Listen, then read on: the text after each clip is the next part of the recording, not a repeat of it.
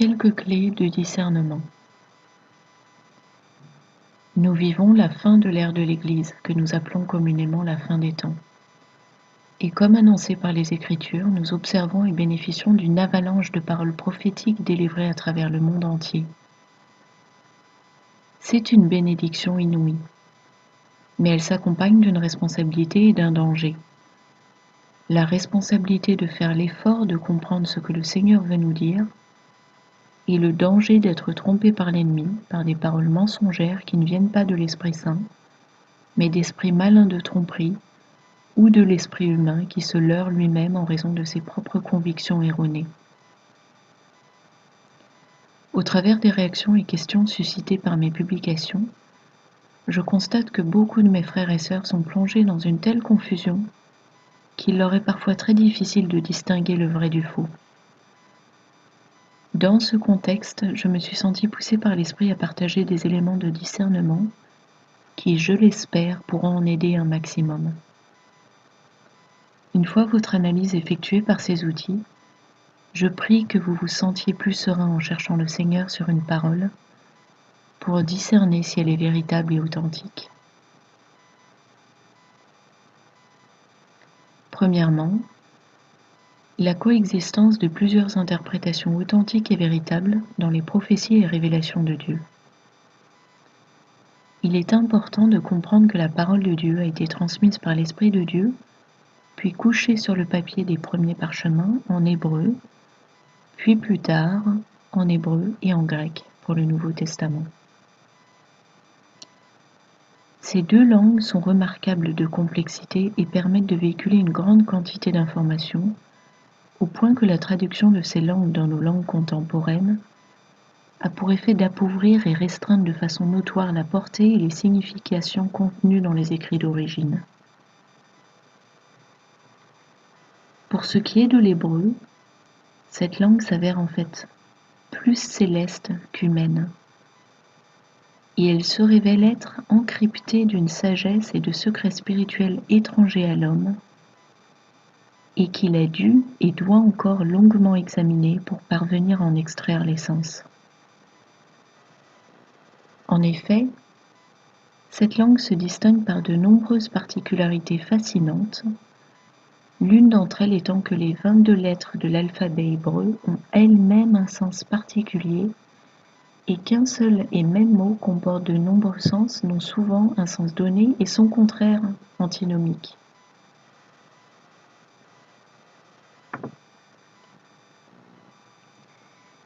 Il résulte de tout cela que plusieurs interprétations de la parole de Dieu coexistent et sont correctes. Voilà pourquoi c'est une erreur que de penser a priori qu'une version de Bible donnée est bonne et les autres mauvaises. En réalité, les différentes traductions que Dieu a inspirées à ceux auxquels il a confié la charge de ce laborieux travail sont complémentaires et permettent ensemble d'avoir une vision plus complète des révélations de Dieu au travers de sa parole, ainsi que de découvrir des trésors qui y sont intentionnellement dissimulés, en excluant bien sûr les traductions intentionnellement altérées telles que la Bible des témoins de Jéhovah, appelée traduction du Monde Nouveau, ou la Bible LGBT dite Queen James, etc. Lorsque le Seigneur s'exprime aujourd'hui à l'un de ses messagers sur un thème prophétique donné dans les Écritures, il peut choisir de lui révéler plutôt l'une ou bien l'autre des dimensions d'interprétation contenues dans sa parole. Et c'est à chacun de nous de comprendre la façon de s'exprimer du Seigneur et découvrir ses voies, et en particulier le fait que cette interprétation, compréhension qu'il donne à l'un n'exclut pas toutes les autres dont il ne dit mot. Par exemple, si le Seigneur dit que la marque de la bête c'est un implant RFID, il n'est pas en train de dire que c'est cela à l'exclusion de toute autre chose. Non. Et s'il dit que c'est l'allégeance affichée à l'islam, même chose. Le Seigneur n'est tout simplement et intentionnellement pas exhaustif dans sa révélation. Pourquoi ? Parce que la parole est tellement riche de multiples sens et interprétations qu'il choisit de nous en donner un sens à la fois. Ainsi, lorsque le Seigneur donne une interprétation très explicite d'une prophétie à l'un de ses messagers, nous devons comprendre qu'il n'aborde volontairement qu'un aspect des choses, qu'il se place dans une dimension particulière d'interprétation prophétique. Ainsi, cela lui permet de donner à ses différents enfants différentes pièces du puzzle pour des puzzles distincts qui correspondent chacun à une dimension particulière d'interprétation. Or, le Seigneur a révélé que sa parole dans la Bible comportait 7 dimensions d'interprétation. Et rappelez-vous que la parole de Dieu est créatrice, ce qui veut dire que lorsque Dieu a prononcé les paroles qui forment les Écritures bibliques, il a créé 7 manifestations, 7 dimensions différentes, correspondantes, qui sont potentiellement 7 réalisations ou scénarios prophétiques différents et coexistants, pas nécessairement au même moment ni au même endroit, sachant que nous vivons, nous, sur Terre, selon des dimensions limitatives qu'on nomme espace-temps. C'est comme si la parole de Dieu dessinait et formait 7 pulses superposés de dimensions variables et dans des plans différents.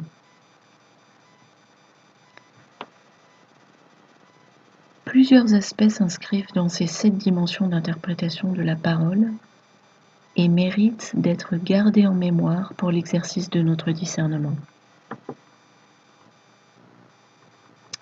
L'existence de 2 royaumes ou mondes parallèles. Il y a pour commencer systématiquement 2 niveaux ou domaines d'interprétation.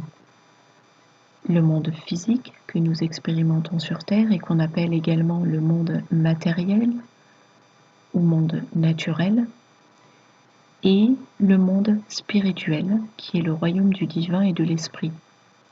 Tout ce que nos 5 sens ne peuvent percevoir, de sorte qu'on parle aussi du monde du surnaturel. Les forces spirituelles bonnes ou mauvaises, les saints anges et les anges déchus non incarnés, appartiennent à ce monde surnaturel ou spirituel. Le Seigneur nous parle davantage sur le plan spirituel pour nous apprendre le spirituel. Mais nous avons tendance à vouloir tout prendre sur le plan matériel dans le monde physique, parce qu'il nous est plus facile de raisonner dans cette dimension. Résultat, beaucoup de révélations données nous échappent. Ensuite, il y a la dualité dans la parole. Il existe une très remarquable dualité dans la parole de Dieu à différents niveaux. Avez-vous remarqué par exemple que différents caractères ou éléments sont symboliquement utilisés pour représenter, selon les cas de figure ou le contexte, des choses au caractère diamétralement opposé, le saint et l'impie. En voici quelques illustrations. Le serpent, par exemple entre Genèse 3.1 et Nombre 21.9. Le lion, dans 1 Pierre 5.8, par opposition à Apocalypse 5.5. L'aigle, dans Ésaïe 40.31, par opposition à Ézéchiel 17, 2 à 7. Le maître, par exemple dans Matthieu 13, 27, comparativement à Matthieu 24, 43. Le voleur, dans Matthieu 24, 43, par opposition à Jean 10, 10. Les étoiles, qui sont des saints anges ou des anges déchus, et l'étoile du matin, qui, dans Apocalypse 22, 16, représente Jésus, et dans Apocalypse 2, 28 et Ésaïe 14, 12, désigne Lucifer. Or, nous savons que l'écriture permet de comprendre l'écriture, autrement dit, la Bible contient les clés de sa propre interprétation. Ainsi, cette dualité symbolique nous aide à comprendre que certaines révélations ont aussi une dualité de sens.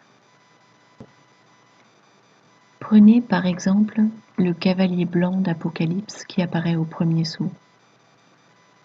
Certains l'interprètent comme étant Jésus-Christ et certains l'interprètent comme étant l'Antéchrist, et d'autres encore comme étant le faux prophète, le pape.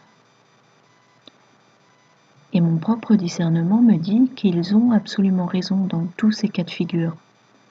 Ces trois interprétations, et d'autres encore, coexistent et sont justes. Autre exemple. À certains messagers ou messagères, le Seigneur a parlé des géants qui vont se réveiller et se manifester sur terre comme étant les véritables géants de Genèse 6.4. À d'autres, il en a parlé comme étant les volcans qui vont se réveiller et se mettre à cracher de la lave comme jamais auparavant. Et à d'autres encore, il en a parlé comme étant les croyants qui vont se réveiller et s'épanouir spirituellement au point de devenir de puissants combattants dans l'esprit, les épouses guerrières. Nous voyons là encore que ces trois interprétations coexistent et constituent autant d'aspects prophétiques authentiques. On a ensuite l'aspect spatio-temporel. Ce fait est largement connu et reconnu. Une prophétie donnée s'applique à plusieurs époques, et en particulier on observe pour beaucoup de prophéties bibliques un accomplissement ancien et un accomplissement tardif.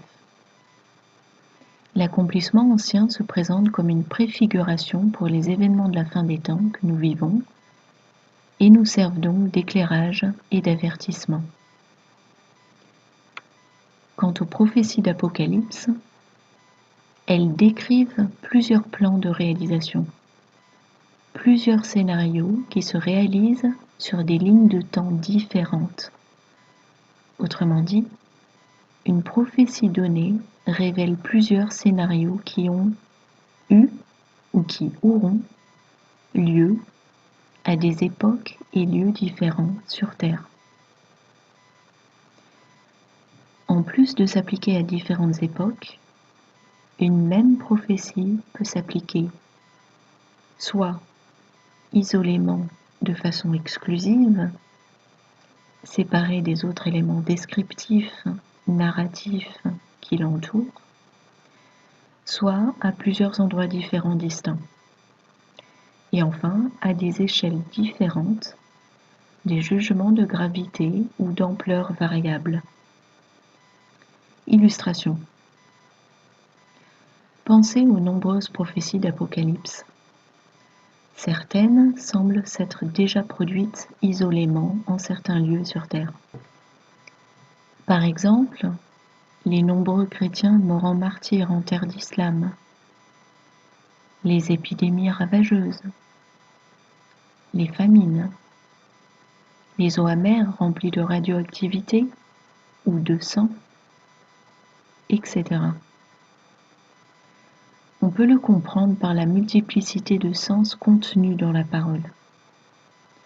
Par exemple, en Amos 8.8, il est dit « Voici, les jours viennent, dit le Seigneur l'Éternel, où j'enverrai la famine dans le pays, non pas la disette du pain et la soif de l'eau, mais la faim et la soif d'entendre les paroles de l'Éternel. » Le Strong pour le mot « pays », le Strong hébreu 776, a de nombreux sens possibles. Territoire, contrée, région, sol, terre entière ou terre d'Israël. Ce qui démultiplie les interprétations prophétiques associées à ce verset. Il en existe donc de nombreuses qui sont toutes justes et correctes, et qui se vérifieront à un moment ou l'autre de l'histoire de l'humanité. Ensuite, on a le détournement des symboles divins par l'ennemi. Pour discerner les manœuvres de l'ennemi et les choses spirituelles, il est aussi important parfois de bien comprendre le fait que de très nombreux symboles ont été détournés par l'ennemi, jusqu'à la croix elle-même utilisée par les satanistes. En effet, Satan est un voleur, un copieur, un contrefaiseur, un usurpateur. Le sujet est très vaste et l'ennemi salit tous ces symboles, cherchant à les rendre détestables. Pensez à l'arc-en-ciel LGBT par exemple. Quelques illustrations des interprétations multiples que recèlent les paroles de Dieu. Concernant les 2 témoins d'Apocalypse, le Seigneur a dévoilé leur identité de façon variable selon ses messagers. Il s'agit soit de Moïse et Élie, soit de Enoch et Moïse, soit de Élie et Jean, Jean l'évangéliste qui a rédigé le livre Apocalypse, soit de 2 compagnies de prophètes sous la bannière de Moïse et d'Élie respectivement, étant imprégnés de leurs esprits. Tandis que beaucoup penseront spontanément que seule une de ces possibilités est correcte et que les autres viennent de messages non authentiques, mon propre discernement me dit que toutes ces révélations sont justes et correctes et coexistent. Un autre exemple. L'Antéchrist et le faux prophète ont été révélés à de multiples prophètes comme étant respectivement Obama et le pape François. Serait-ce possible qu'il y ait d'autres options? Oui. Non pas des vues prophétiques qui disqualifient ces 2 protagonistes, mais qui coexistent, encore une fois. Par exemple, le jésuite dont on dit qu'il tire les ficelles du pape officiel et qu'on a surnommé Black Pope, car il est toujours habillé en noir et surtout, il évolue dans l'ombre. Je constate d'ailleurs que toute trace de son existence a été supprimée d'Internet et YouTube. Et si vous faites une recherche, vous tombez sur d'autres personnes qui ne sont pas lui. Néanmoins, vous pouvez le voir dans la vidéo intitulée « Ils débarqueront après l'enlèvement » et donc voici le lien au minutage précis où l'on peut le voir. Je vais copier ce lien dans la boîte de commentaires sous cette vidéo. Pour ce qui est de l'Antéchrist, pensez qu'il existe de multiples antichrists comme leaders à la tête des différents royaumes, aussi symbolisés par des bêtes, qui feront sans doute alliance avec Satan dans son gouvernement unique. Ces différents antichrists sont symboliquement représentés par divers noms, dont voici quelques exemples. L'impie, Nimrod, l'Assyrien, le roi de Babylone, Gog, le roi du Nord, le roi du Sud, le dragon, la bête, la petite corne, Abaddon, Apollyon, etc. Et enfin, un tout dernier exemple, la marque de la bête revêt de multiples aspects, dont le puçage, le marquage, tatouage et l'allégeance à l'islam. Deuxièmement, la connaissance est partielle. Les révélations et prophéties reçues par un vaisseau également. Nous savons que le Seigneur ne donne pas tous les dons de l'Esprit à la même personne, ni tous les pulses prophétiques des événements à venir à un même messager. Jamais. Ne serait-ce que pour prévenir le risque que ces enfants ne s'enorgueillissent de leurs dons, qui ne sont pas les leurs mais qui viennent de Dieu, et que cela les conduise à la chute. On lit en 1 Corinthiens 8, 2 « Si quelqu'un croit savoir quelque chose, il n'a pas encore connu comme il faut connaître.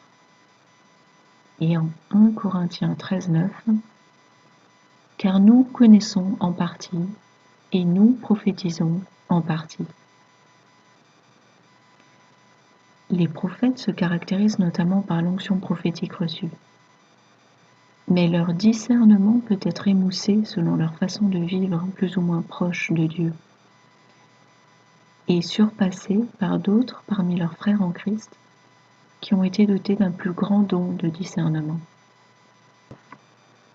Pour bien discerner si des paroles délivrées viennent effectivement de l'Esprit Saint, et pour bien comprendre les révélations de Dieu, il est fondamental d'intégrer et tenir compte de ces 2 points que je viens d'énoncer, c'est-à-dire le grand 1 et le grand 2 de cet exposé. On peut alors comprendre qu'à tel messager, le Seigneur va donner telle révélation correspondant à telle prophétie biblique, et à tel autre messager, il donnera une autre révélation, parfois totalement différente, correspondant à cette même prophétie biblique. Et ce faisant, le Seigneur tient nécessairement compte des préjugés de ses enfants, car hélas, nous avons quasiment tous des idées préconçues, quoi d'étonnant étant né dans une matrice où tout est mensonge. Si un messager a une idée préconçue fortement ancrée en lui sur un sujet ou une personne, le Seigneur risque de ne pas le choisir pour lui révéler quelque chose qui irait contre ce mensonge implanté en lui, ce faux dogme, simplement parce qu'il ne le recevrait pas ou risquerait de déformer l'information reçue parce qu'elle le dérange. Il n'évoquera donc qu'un aspect choisi que revêt une prophétie et pas les autres, bien qu'ils soient tous tout aussi corrects et qu'ils coexistent simplement dans des plans, des dimensions, des domaines d'interprétation différents. Troisièmement, l'imprécision linguistique. Il y a ensuite un autre facteur qui rentre en ligne de compte. L'imprécision délibérée qu'on retrouve très souvent dans le mode d'expression, le vocabulaire utilisé dans la révélation délivrée par le Seigneur à un messager. En effet, dans bien des cas, les paroles du Seigneur délivrées à une personne restent imprécises, en ce sens qu'elles peuvent être comprises de multiples façons, non seulement par le sens même des mots, mais aussi par la tournure de la phrase, la syntaxe, et par le fait que le Seigneur laisse aussi son messager libre de la ponctuation, qui peut être cruciale vis-à-vis du sens d'une phrase.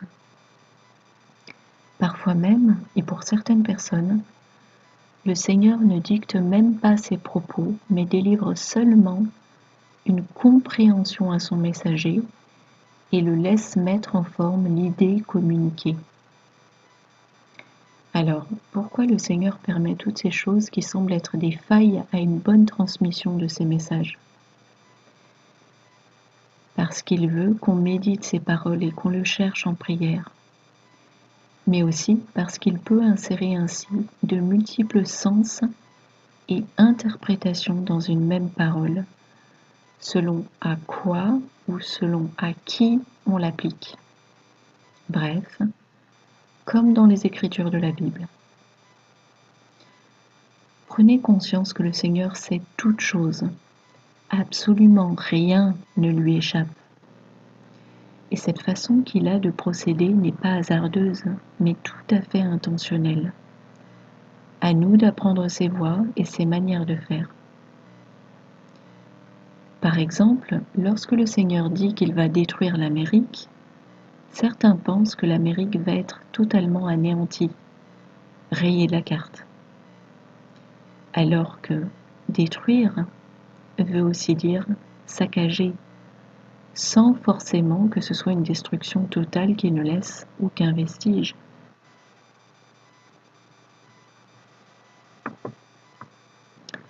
Quatrièmement, la temporalité. Avez-vous remarqué que cela fait près de 2000 ans que les Écritures nous disent que nous sommes arrivés à la fin des temps et que le jugement est proche? En effet, on lit en Matthieu 3,2, « Il disait, repentez-vous car le royaume des cieux est proche. » En Matthieu 4,17, Dès ce moment, Jésus commença à prêcher et à dire: Repentez-vous, car le royaume des cieux est proche. En Matthieu 10, 7. Allez, prêchez et dites: le royaume des cieux est proche. Et en Luc 1, 15, Jean le Baptiste disait: le temps est accompli, et le royaume de Dieu est proche. Repentez-vous et croyez à la bonne nouvelle. Dieu évolue hors du temps. Le temps céleste n'est donc pas comme ce que nous connaissons sur terre. Or le Seigneur s'exprime souvent selon le temps des cieux. Et ce qui est accompli dans les cieux ne l'est pas forcément encore, ou pas encore pleinement, sur terre. Autrement dit, pas encore manifesté d'une façon que nos 5 sens puissent percevoir. Cet aspect-là a conduit les apôtres eux-mêmes à se leurrer et croire que le Seigneur leur indiquait que son règne comme roi sur terre était imminent, et pour leur époque, lorsqu'il leur a dit « Allez prêcher et dites, le royaume des cieux est proche » en Matthieu 17 et Luc 19, etc. Cet aspect est totalement ignoré par certains qui s'empressent de crier au faux prophète lorsqu'une prophétie donnée à un des messagers actuels du Seigneur ne s'est pas accomplie au bout de quelques mois à peine.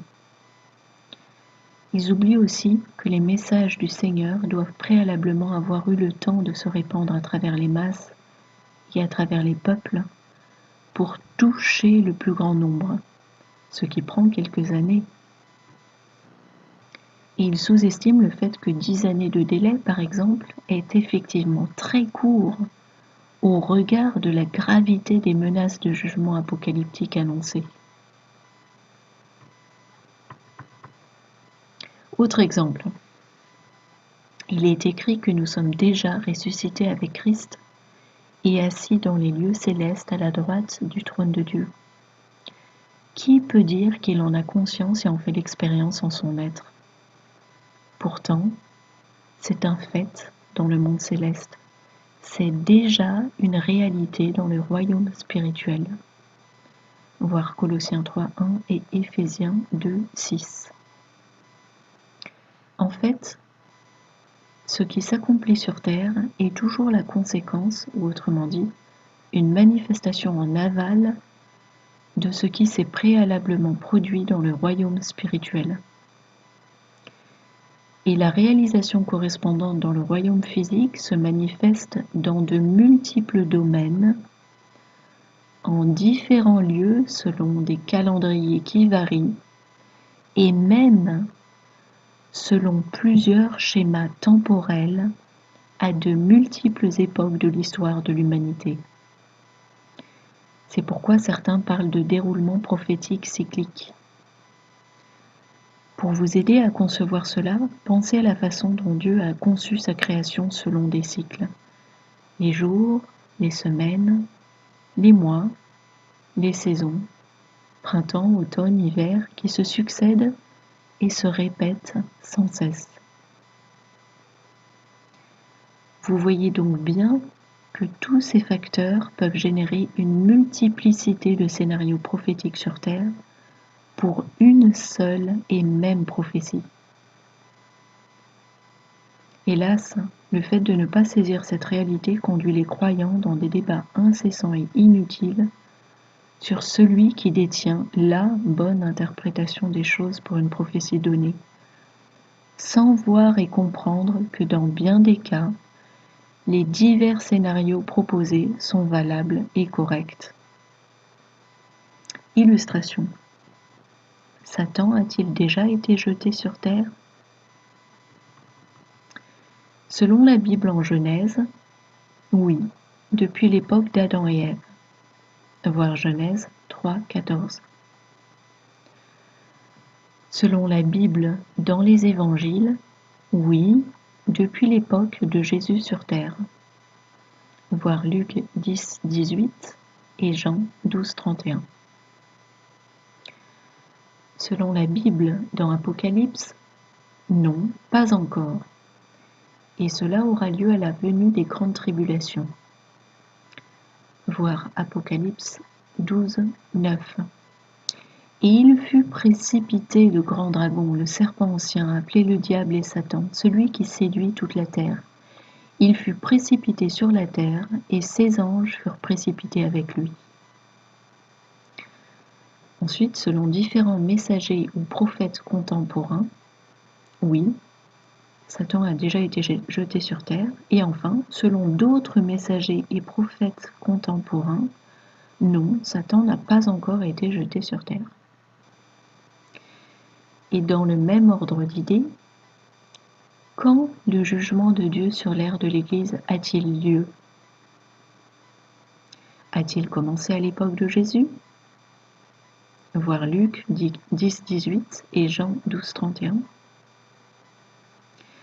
A-t-il commencé à l'ouverture des sceaux d'Apocalypse?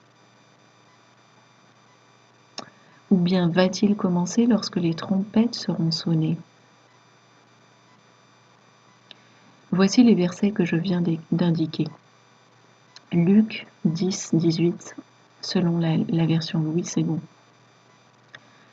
Jésus leur dit: Je voyais Satan tomber du ciel comme un éclair. Luc 10, 18, version Chouraki. Il leur dit: J'ai contemplé Satan tomber comme un éclair hors du ciel. Jean 12, 31, version Osterwald. Maintenant se fait le jugement de ce monde. Maintenant le prince de ce monde sera jeté dehors. Jean 12, 31, version Chouraki. C'est maintenant le jugement de cet univers. Maintenant la tête de cet univers est jetée dehors. Même réflexion pour le jour du Seigneur. Quand a-t-il lieu et quelle est sa durée? De nombreuses réponses différentes sont correctes. Entre le 7e jour de la création, les Shabbats, qui ont lieu tous les samedis depuis leur institution dans les 10 commandements divins, le jour du jugement, et enfin, le millénium. Alors, que croire? Toutes ces versions sont en fait correctes. C'est simplement qu'elles correspondent à des dimensions d'interprétation différentes qui, chacune, ont leur set de manifestations sur Terre en des époques différentes. L'éventail des manifestations associées à une seule et même prophétie peut être appréhendé, autrement dit détecté, en cherchant les différents sens des strongs utilisés comme mots-clés dans une prophétie donnée. Pour ce faire, voir le site lueur.org par exemple. Je vous mets le lien dans la boîte de commentaires. Autre illustration. L'éternel débat des croyants au sujet de l'enlèvement. L'enlèvement est-il pré-tribulation, mid-tribulation ou post-tribulation? Même après que le Seigneur nous ait révélé que les 3 options sont correctes et coexistent, beaucoup continuent malgré tout ce même débat, source de division inutile et nuisible à notre cohésion dans l'unicité et l'amour en tant que membres du corps de Christ.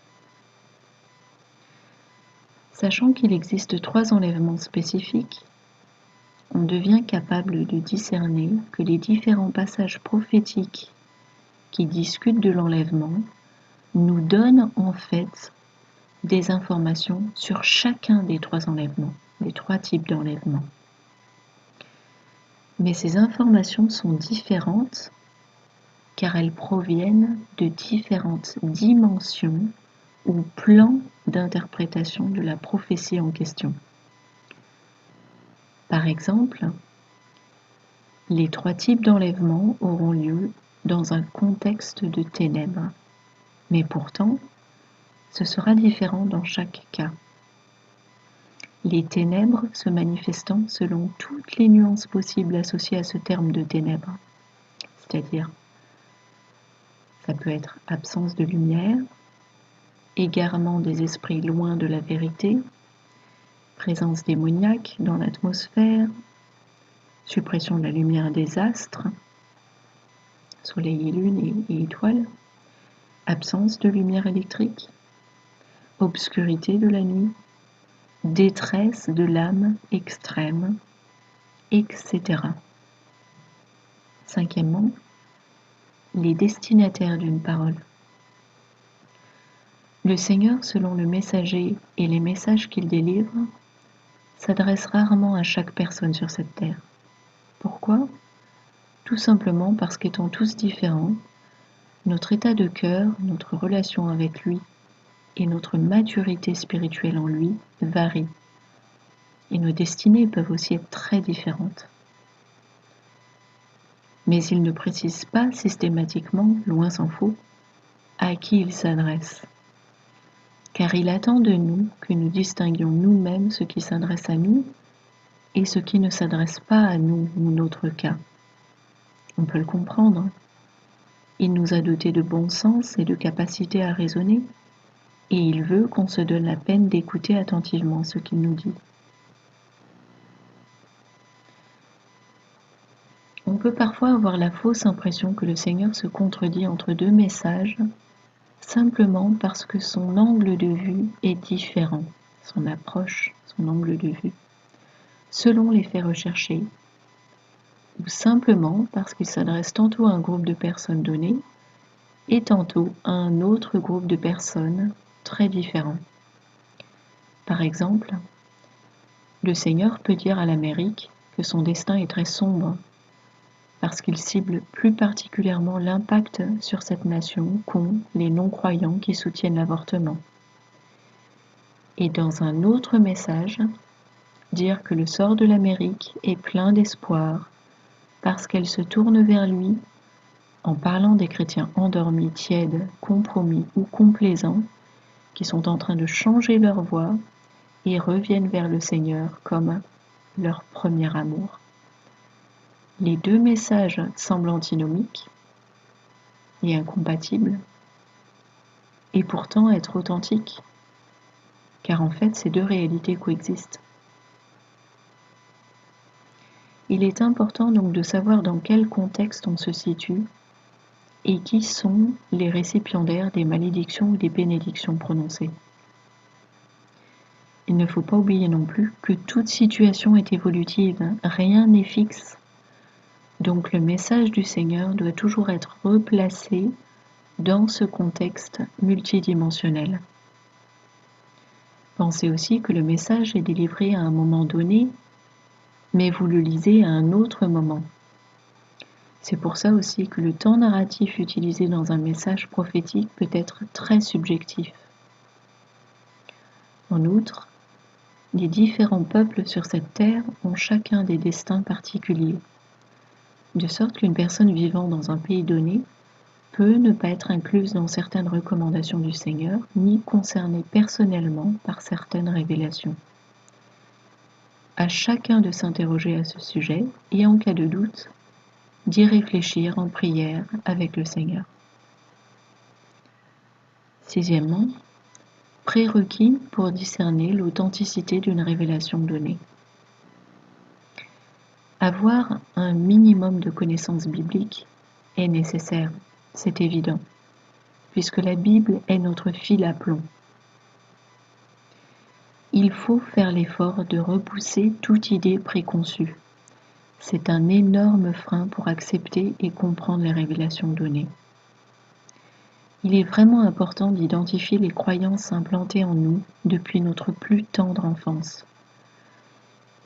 Puis tout au long de notre vie, au travers du système éducatif, l'évolution, la théorie de Darwin, la Terre globe, l'histoire des peuples et des nations, autant de mensonges enseignés dans les écoles du monde, et au travers des médias et de l'industrie du divertissement. Nous vivons en effet dans une matrice où tout est mensonge, ne l'oublions pas. Cela demande de l'humilité et une remise en question systématique de chaque croyance acceptée jusque-là en nous. À chaque révélation reçue, il faut se demander: Est-ce que sur ce point, j'ai déjà ma propre idée forgée et d'où vient-elle? Est-elle vraiment fondée sur des vérités fiables, vérifiables, bibliques, qui ne proviennent ni des médias, ni du monde, ni de mon éducation laïque? Souvent on croit que oui, mais l'on se trompe. Ce ne sont que des paradigmes et des dogmes avec lesquels nous avons été endoctrinés depuis fort longtemps. Il est une erreur à ne pas faire, c'est de sous-estimer aussi notre état de fatigue, qui peut nous rendre totalement inaptes à l'analyse et au discernement de l'information reçue. Le discernement exige d'être alerte et concentré. Ne soyons pas non plus nonchalants et distraits à l'écoute des messages, comme si nous écoutions une musique agréable à l'oreille. L'écoute ne doit pas être superficielle, mais il est nécessaire au contraire d'être très attentif. Il faut écouter, réécouter chaque information et s'interroger sur tout point remarquable ou sujet à caution. À ce stade, toute question et incertitude doit être méditée et portée en prière au Seigneur pour être soumise à l'Esprit. Encore et encore, faisons preuve de patience. Cela peut prendre plusieurs jours dans la prière avant qu'une conviction et une paix accompagnent la compréhension reçue, qui peut valider ou invalider l'information reçue. Septièmement, le discernement est altéré par trois choses essentielles interdépendantes. Premièrement, le manque de repentance et l'orgueil. Les deux sont étroitement liés car celui qui marche dans l'orgueil se croit vertueux. Deuxièmement, la désobéissance et la rébellion.